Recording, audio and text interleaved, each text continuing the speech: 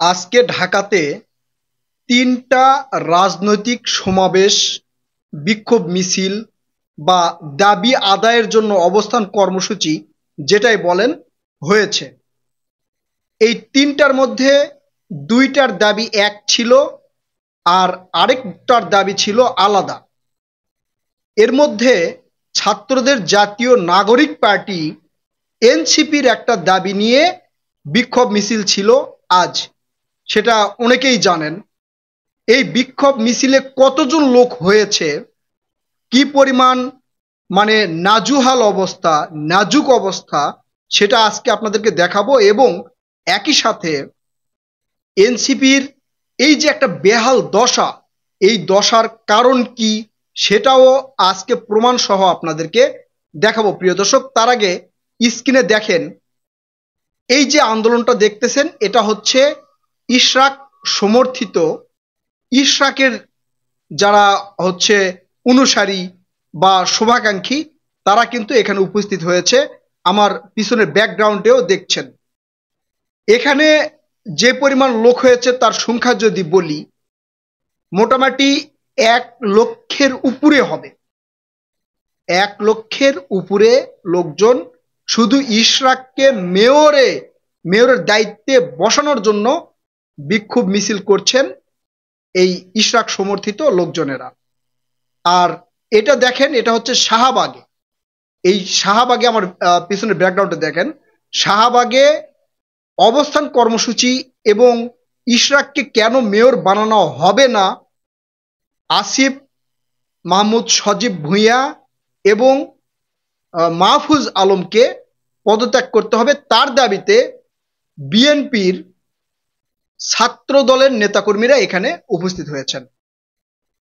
এই দুইটা ছিল বিএনপির দুইটা অঙ্গ সংগঠন। ইশরাকের যে আন্দোলন তার সাথে বিএনপির কোনো অঙ্গ সংগঠন যোগ দিয়েছে এমনটা কিন্তু নয়। বিএনপির ছাত্র দলের নেতাকর্মীরা আলাদাভাবে তারা কিন্তু সেখানে অর্থাৎ শাহবাগে প্রথমে তারা হচ্ছে সেখানে অবস্থান কর্মসূচি ঘোষণা করলেন, বিভিন্ন স্লোগান দিলেন। এবং আমার ব্যাকগ্রাউন্ডে যেটা দেখছেন এটা প্রথমে শুরু হয় গুলিস্তানে, অর্থাৎ ইশরাককে মেয়র বানানোর জন্য এই আন্দোলন কর্মসূচি গুলিস্তানে শুরু হয়েছে। তারপরে আপনারা দেখছেন আমি হেঁটে হেঁটে যাচ্ছি, তারপরে সেটা মৎস্য ভবনে গিয়ে বৃহৎ আকার ধারণ করলেন। অর্থাৎ বিএনপির এই দুটো আপনারা দেখলেন। এখন আসি ছাত্রদের জাতীয় নাগরিক পার্টি এনসিপির যে আন্দোলন, সেখানে আপনারা একটা ছবি কিন্তু দেখেছেন, ভাইরাল হয়েছে, পিনাকি ভট্টাচার্য তিনিও পোস্ট করেছেন। এই ছবিতে দেখা যাচ্ছে 15 থেকে 20 জন নেতাকর্মী সেখানে রাস্তা দিয়ে যাচ্ছেন, অর্থাৎ নির্বাচন কমিশনের গেটে গিয়ে সেখানে দাঁড়িয়েছেন। এটা মোটামুটি 11টার দিকের ঘটনা। তারপরে আমি ওখানে অনেকক্ষণ অবস্থান করলাম।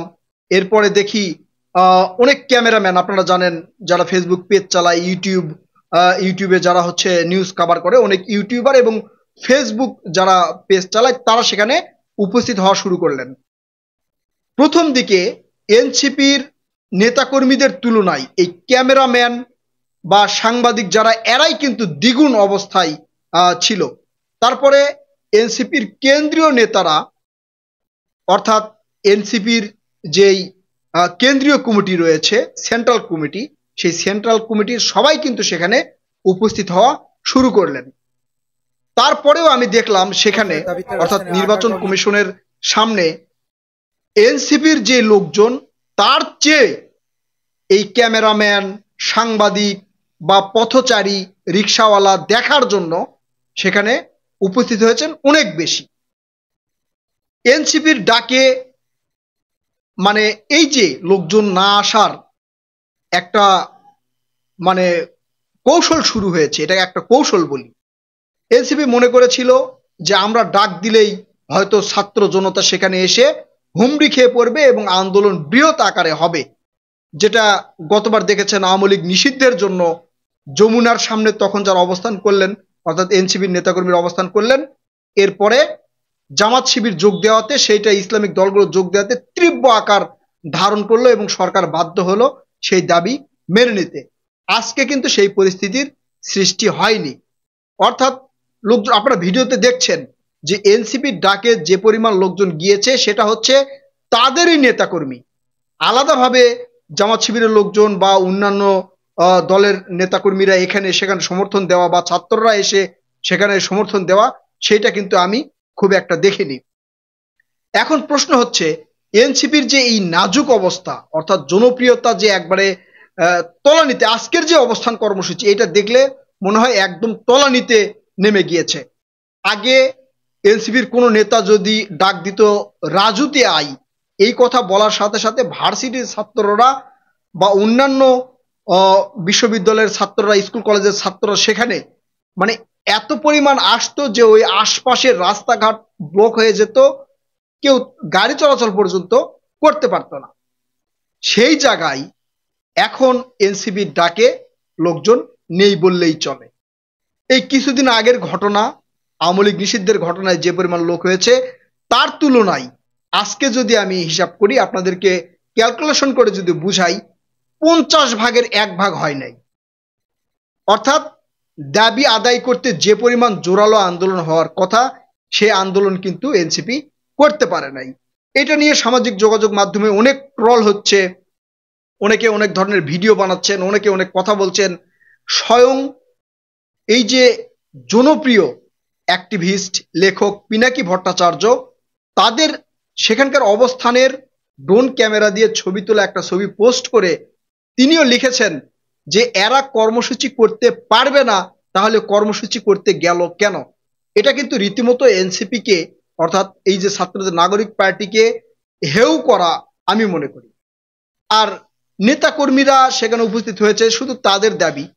আপনারা যদি ভিডিওতে দেখেন বা আমার ভিডিওতে যেটা দেখানোর চেষ্টা করছি, এখন এখানে হয়তো অনেকেই বলবেন আপনি এনসিপি কে দেখতে পারেন না, অথবা হচ্ছে আপনি এনসিপির সমর্থক না। না, এনসিপির সমর্থক কথা নয়, আমরা যারা আলোচনা সমালোচনা করি আমরা সব দিক নিয়েই করি, একটা পজিটিভ দিক নিয়েও করি এবং নেগেটিভ দিক নিয়েও করি। হয়তো তাদের দলীয়ভাবে লোকজনের যারা নেতাকর্মী আছে তাদের সাপোর্ট তারা পেয়েছে, তারা সবাই সেখানে উপস্থিত হয়েছিল, কিন্তু আগের বিগত দিনগুলোর মতো আমরা কিন্তু সেখানে সাধারণ জনগণের উপস্থিতি, তাদের দাবির সাথে একত্রতা স্বীকার করে সাধারণ জনগণ সেখানে উপস্থিত হয়ে যে দাবিটা আদায় করবে, সেই দাবি আদায় কিন্তু তারা এইবার মানে এই আন্দোলনে সেইভাবে জোরালো ভূমিকা দেখাতে পারেনি। অর্থাৎ আমি একবারে ক্লিয়ার কাট করে যদি বলি, এনসিপির যে জনপ্রিয়তা সেটা একদমই তলানিতে ঠেকেছে। বিএনপির নেতা দুদু বলেছে যে আমরা যদি থুতু ফেলি সেই থুতুর মধ্যে তোমাদেরকে পাওয়া যাবে না। ঠিক এমন ঘটনাই কিন্তু আজকে ঘটেছে। বিএনপির ছাত্র দলের যে অবস্থান কর্মসূচি এবং ইশরাক সমর্থিত নেতাকর্মীদের যেই অবস্থান কর্মসূচি, সব মিলে যদি আপনি দেখেন, সেই তুলনায় এনসিপির ডাকে জনগণ কিন্তু সাড়া দেয় নাই।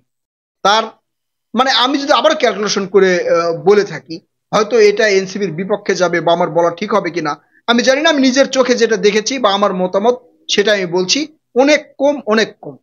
প্রিয় দর্শক, এই যে এনসিপি অর্থাৎ ছাত্রদের জাতীয় নাগরিক পার্টির পাশে থেকে আস্তে আস্তে সবাই সরে যাচ্ছে, এর কারণ কি বলে আপনারা মনে করেন? অবশ্যই আপনাদের মতামত কমেন্ট করে জানাবেন এবং আমাদের পরবর্তী ভিডিও দেখার জন্য আমন্ত্রণ রইল। ততক্ষণ পর্যন্ত ভালো থাকবেন। আল্লাহ হাফেজ।